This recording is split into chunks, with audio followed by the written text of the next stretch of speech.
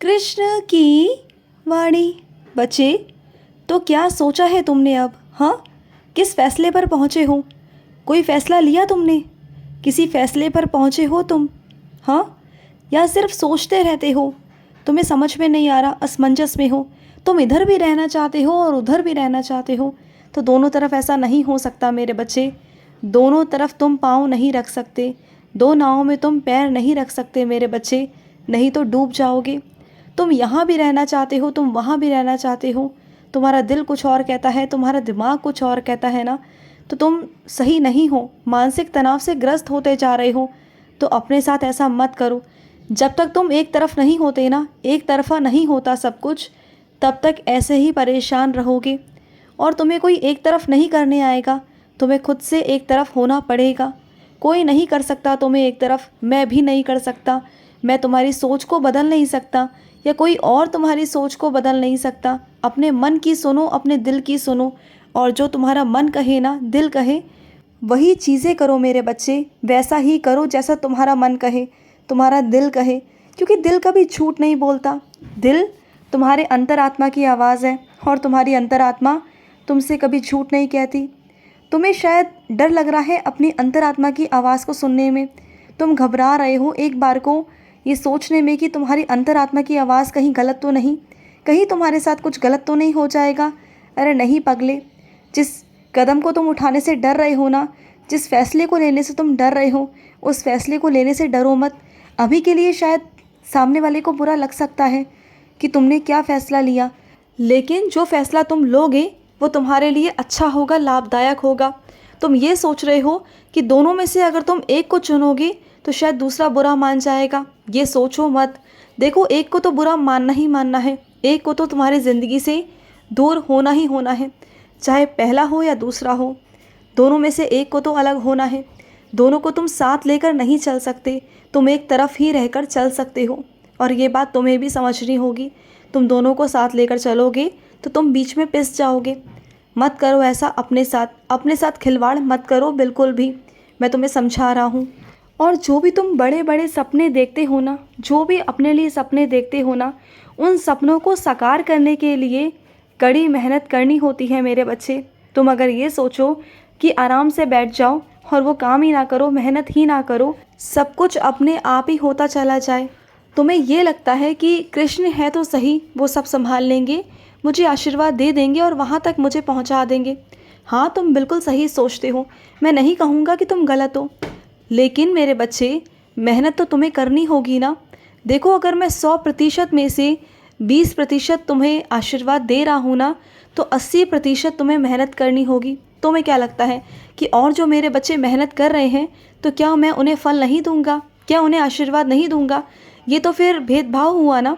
और मैं अपने सभी बच्चों को समान मानता हूँ। सभी बच्चे मेरे लिए समान हैं, कोई ऊपर नहीं, कोई नीचे नहीं। सभी को मैं समान नज़रों से देखता हूँ, चाहे कोई गरीब हो, चाहे कोई अमीर हो, चाहे कोई ऊंचा हो, चाहे कोई नीचा हो, चाहे कुछ भी हो मेरे बच्चे। मैं अपने बच्चों को उनके भावों से, उनके मन से देखता हूँ। जो मेरा बच्चा मुझसे प्रेम करता है ना, सच्चे मन से मुझे पुकारता है, सच्चे मन से मेरी भक्ति करता है ना, उस बच्चे को मैं देखता हूँ, उस बच्चे की सहायता मैं करता हूँ। हाँ, अगर तुमसे नहीं हो पा रहा तो तुम मुझसे कहो कि कान्हा मुझसे नहीं हो पा रहा, दूसरा तरीका बताओ। मैं तुम्हें दूसरा तरीका बताऊँगा, तीसरा तरीका बताऊँगा। लेकिन इसका मतलब ये नहीं कि मेहनत करना छोड़ दो। मेहनत करना कभी मत छोड़ो। जो भी विघ्न आ रहे हैं उन विघ्नों को हटाओ। मुझसे कहो नहीं हो रहा तो, लेकिन कड़ी मेहनत तो तुम्हें करनी होगी। अगर तुम जहाँ तक पहुँचना चाहते हो तो तुम्हें कड़ी मेहनत तो करनी होगी मेरे बच्चे। और सुनो, अपने मन में ये बार बार बात लेकर मत आओ कि तुमने झूठ कहा था। सुनो मेरी बात को, तुमने झूठ कहा नहीं था, मैंने तुमसे झूठ बुलवाया था। क्योंकि अगर तुम वहाँ झूठ नहीं बोलते ना, तो किसी की ज़िंदगी ख़राब हो सकती थी।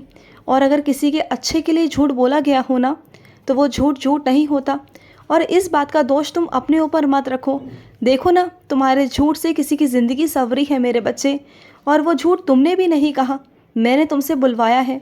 और वैसे मैं झूठ पसंद नहीं करता, लेकिन हाँ, अगर झूठ से किसी का घर बन रहा हो, किसी का घर उजड़ने से बच रहा हो ना, तो वहाँ झूठ बोलने में कोई बुराई नहीं, कोई दो राहें नहीं मेरे बच्चे। उसमें तो अच्छाई छुपी है ना। और जहाँ अच्छाई है मेरे बच्चे, वहाँ पर क्यों परेशान होना, क्यों अपने आप को दोष देना। हाँ, और सुनो, मेरे कुछ बच्चे ऐसे हैं जो सोते ज़्यादा हैं, उन्हें सोना बहुत पसंद है। तो सुनो मेरी बात, ज़्यादा सोओगे तो फिर खो जाओगे ज़िंदगी में। जो ये वक्त है ना, इस वक्त को समझने की कोशिश करो। इस वक्त में अगर कुछ कर जाओगे तो आगे निकल जाओगे।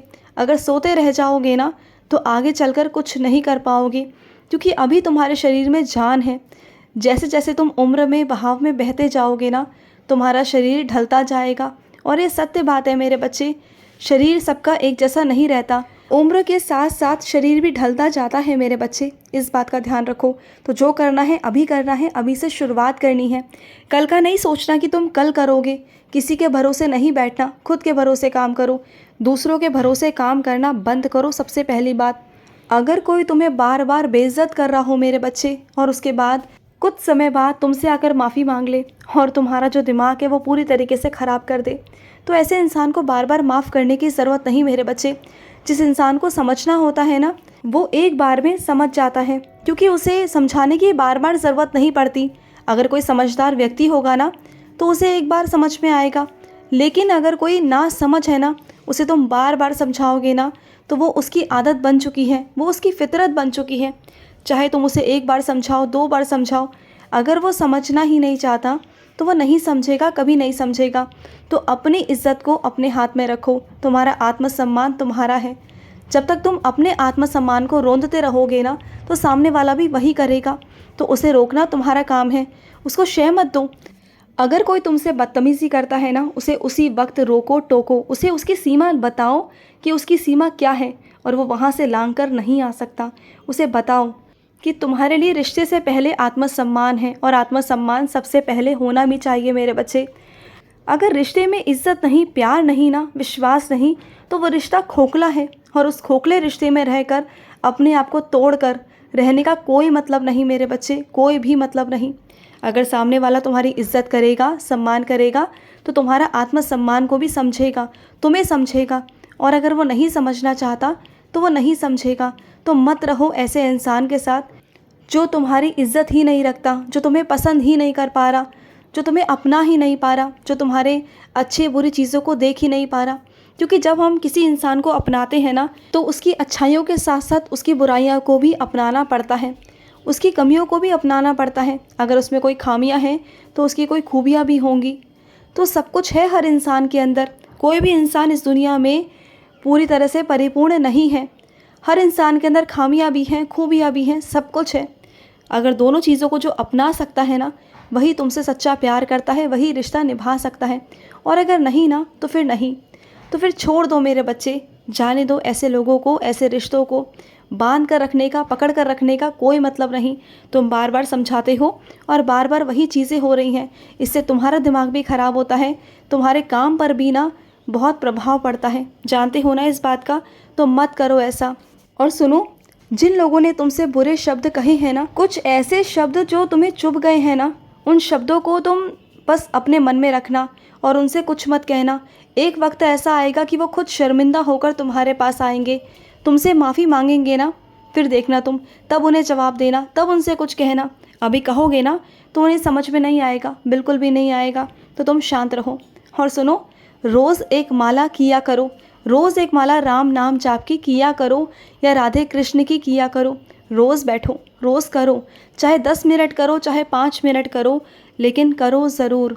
और जिस माला से पाठ पूजा करते हो, जिस माला से मंत्र जाप करते हो ना, उस माला को यूं ही इधर उधर मत रखा करो।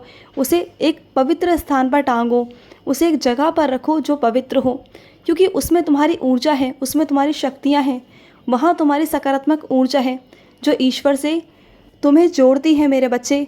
तो तुम इन चीज़ों का भी ध्यान रखा करो। खुश रहो, मेरा बहुत सारा प्यार। आज का मध्याह्न कृष्ण संदेश समाप्त हुआ। जय श्री कृष्णा।